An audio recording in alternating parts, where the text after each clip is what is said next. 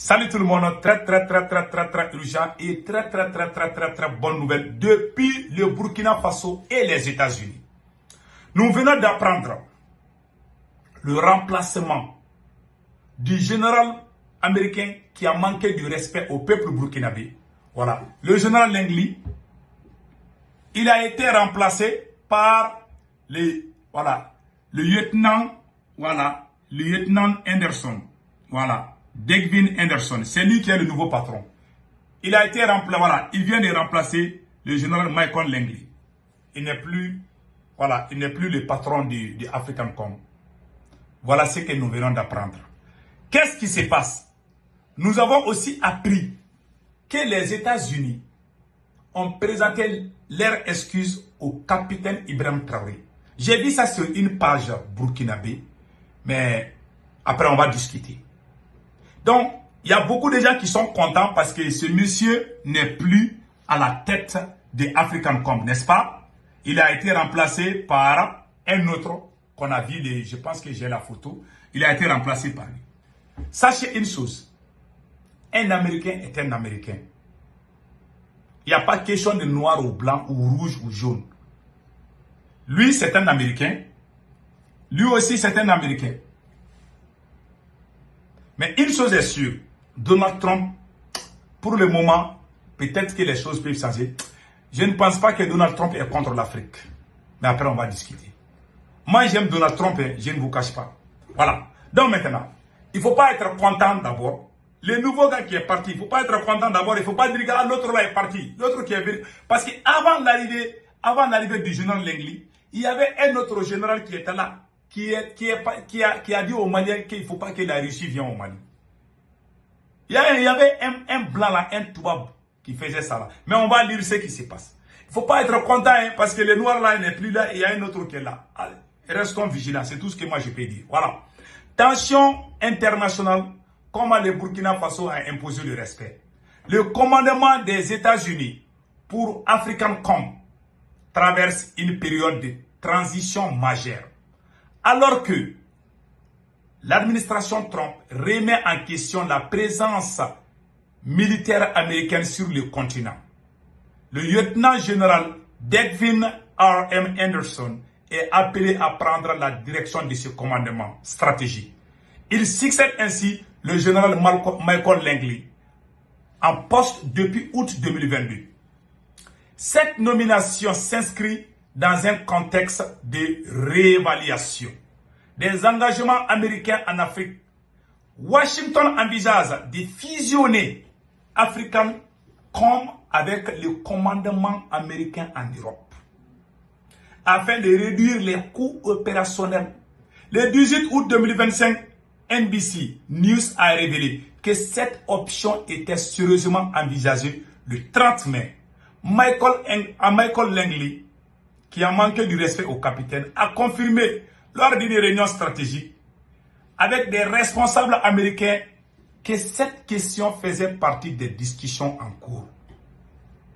Maintenant, l'arrivée du général Anderson intervient à un moment où Africancom fait face à plusieurs défis de taille, parmi lesquels les groupes terror de Sahab en Somalie demeurent une menace persistante. En Somalie, malgré des années d'intervention militaire américaine, par ailleurs, la concurrence avec la Chine et la Russie sur le continent africain ne cesse de s'intensifier, mettant à l'épreuve l'influence stratégique des États-Unis dans la région. Le Congrès américain, de son côté, semble déterminé à revoir à la baisse des fonds alloués aux opérations militaires en Afrique, ce qui pourrait impacter considérablement les activités de Africancom et contraindre Washington à revoir ses priorités sécuritaires. Degvin R.M. Anderson, fort d'une longue carrière dans les opérations spéciales, a notamment dirigé le commandement des opérations spéciales en Afrique. De 2019 à 2021, il a supervisé le retrait des troupes américaines de Somalie et participé à des missions de lutte contre le terrorisme. Son excellence et sa connaissance du terrain seront les atouts majeurs pour redéfinir la stratégie américaine sur le continent. Ces changements soudains à la tête Africancom s'expliquent sur plusieurs facteurs. L'administration Trump remet en cause l'engagement militaire en Afrique et envisage de restructurer les commandements militaires pour réduire les coûts, les dépenses. Voilà. Général Langley, quant à lui, a vu sa position fragilisée après une réévaluation de la menace terroriste en Somalie, où il a admis que Al-Shabaab restait un danger majeur. Une visite stratégique annulée au Somaliland en avril 2025 et des propos controversés sur le Burkina Faso ont également alimenté les tensions. L'un des éléments clés ayant précipité le départ de Langley est son rapport controversé sur le Burkina Faso.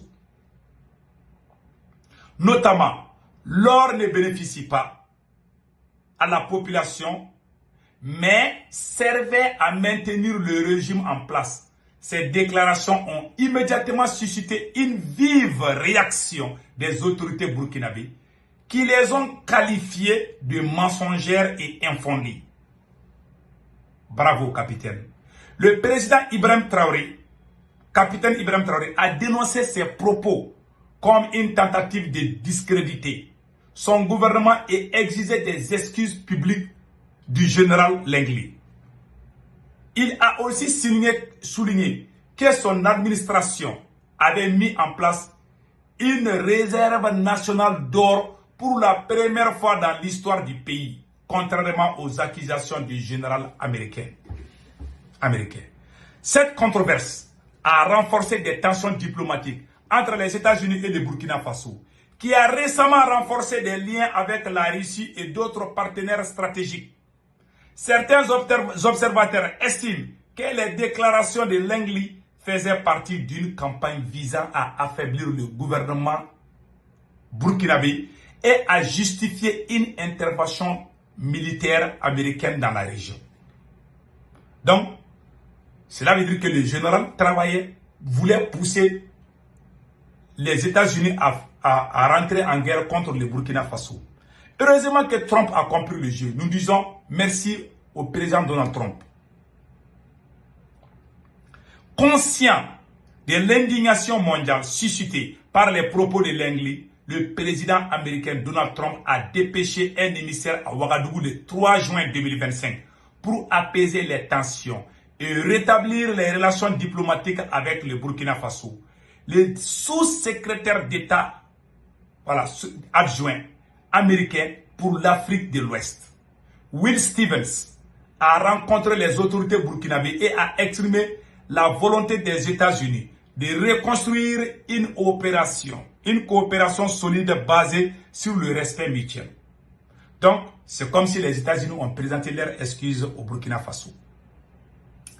La gestion de cette crise par les autorités burkinabées a été saluée pour son professionnalisme et sa fermeté stratégique, plutôt que de céder à la confrontation. Le gouvernement burkinabé a exigé des excuses publiques officielles qu'il a ensuite acceptées dans un contexte maturité, dans un geste de maturité diplomatique. Cette approche a permis de préserver la souveraineté nationale tout en rétablissant un dialogue avec Washington. Degvin Henderson, le nouvel homme fort de Africancom, incarne un profil différent de son prédécesseur.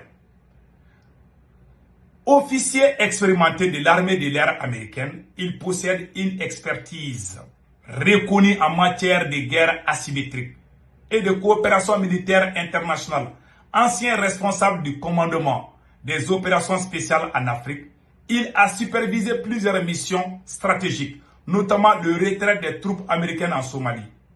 Diplômé en ingénierie électrique, il a suivi des études en relations internationales à Johns Hopkins et a été Fellow Harvard, celui qui considère une solide compréhension des enjeux géopolitiques africains.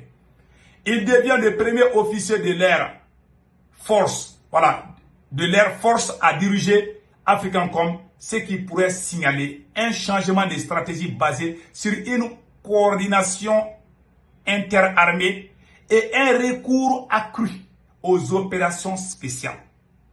Sa prise de fonction marque dans un tournant décisif pour Africancom. Reste à savoir quelle décision il choisira d'emprunter pour répondre aux enjeux sécuritaires et diplomatiques qui l'attendent. Cette affaire rappelle l'importance de la vérité et de la diplomatie dans les relations internationales. Les accusations infondées peuvent nuire à la crédibilité d'un pays et mettre en péril les alliances stratégiques. La réaction mesurée du Burkina Faso démontre que la souveraineté et le respect mutuel doivent toujours primer à la manipulation politique. L'acceptation des excuses américaines illustre que la diplomatie intelligente surmonte les conflits et renforce la coopération. Une gestion professionnelle des crises est essentielle pour préserver l'honneur d'une nation. Ahmed Compaoré, blogueur activiste panafricain, Africancom, Burkina Faso, Yangbewo, Gimba, voilà. Je pense que celui qui a écrit ça, il s'appelle Ahmed Compaoré. C'est un Burkinabé qui a écrit cet article. Bon, les excuses des États-Unis, si c'est vrai, c'est une bonne chose. Ce que moi je dis à tout le monde, vous avez tous entendu ce qui a été fait. Voici les raisons secrètes. Donc, nous disons bravo au peuple du Burkina Faso. Restons debout, serrons nos mains.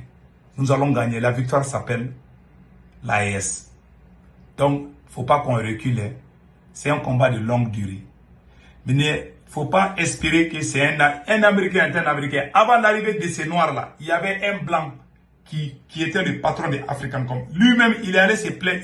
Je peux dire qu'il a porté plainte contre le Mali. Quand le Mali a appelé la Russie, il y avait un autre général qui occupait ces postes, qui a critiqué le Mali. Ils ont même mis des sanctions contre le ministre de la Défense. Si je ne me trompe pas, je peux me tromper. Je pense que c'est fait quand l'autre là, il y avait un Blanc qui était le patron de Africancom. Avant l'arrivée de ce général qui a manqué du respect. Il y avait un autre là-bas qui a même porté plainte contre le Mali, qui dit que le Mali fréquente la Russie. Il y a des officiers supérieurs de l'armée malienne qui ont subi des sanctions après quelques temps, y compris le ministre de la Défense du Mali, le général Sadou Kamara. Donc, il ne faut pas qu'on soit trop content, parce qu'ils sont tous les mêmes, je vous dis. Mais avec Trump, peut-être les choses peuvent bouger. Moi, j'ai confiance à Trump. Voilà ça. Que Dieu bénisse l'AES. Passez un excellent week-end.